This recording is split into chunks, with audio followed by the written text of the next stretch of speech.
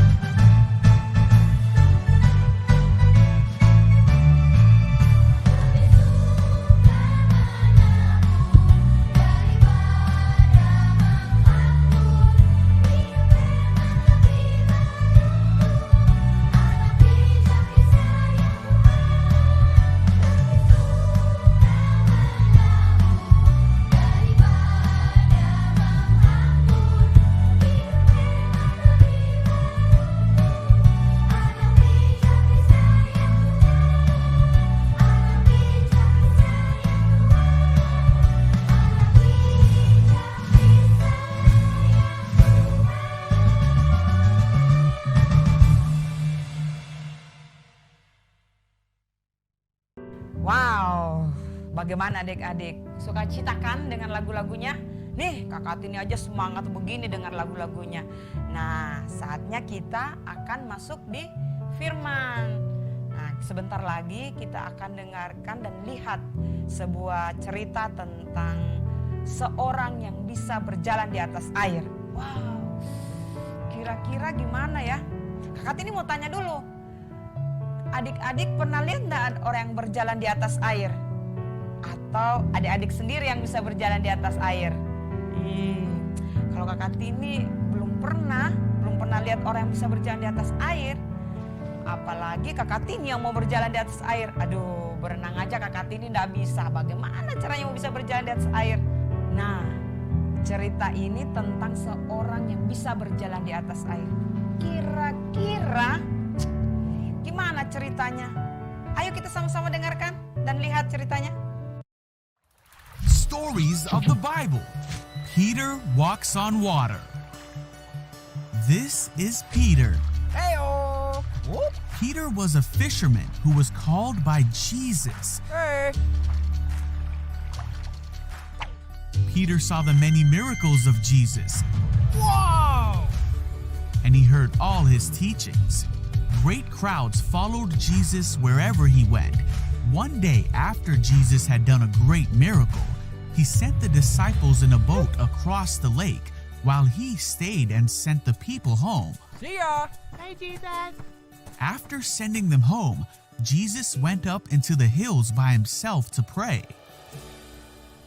Meanwhile, the disciples were in trouble far away from land, for a strong wind had risen, and they were fighting heavy waves. About 3 o'clock in the morning, Jesus came toward them, walking on water. When the disciples saw him walking on the water, they were terrified. In their fear, they cried out, "It's a ghost!" Hold on there. But Jesus spoke to them at once. "Don't be afraid," he said. "Take courage. I am here." Then Peter called to him, "Lord, if it's really you, tell me to come to you walking on the water." So Jesus said, "Yes, come." So Peter went over the side of the boat Whoa, you're awesome. and walked on the water toward Jesus. But when he saw the strong wind and the waves, Whoa! he was terrified and began to sing. Jesus, help me. "Save me, Lord!" he shouted. Jesus immediately reached out and grabbed him. Jesus said, "You have so little faith. Why did you doubt me?" When they climbed back into the boat, the wind stopped. Then the disciples worshipped him and said, "You really are the Son of God."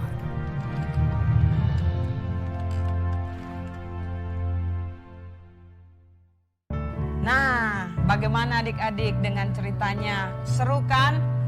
Nah, kita melihat bagaimana Petrus waktu berjalan ke arah Tuhan Yesus, tiba-tiba ada angin yang membuat Petrus ketakutan.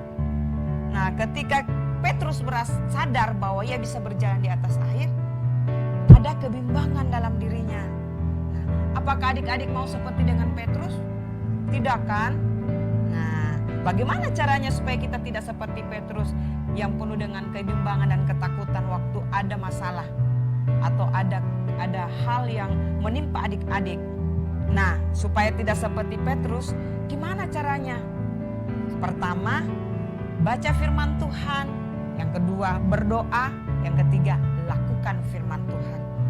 Gimana caranya kakak melakukan firman Tuhan, Kak?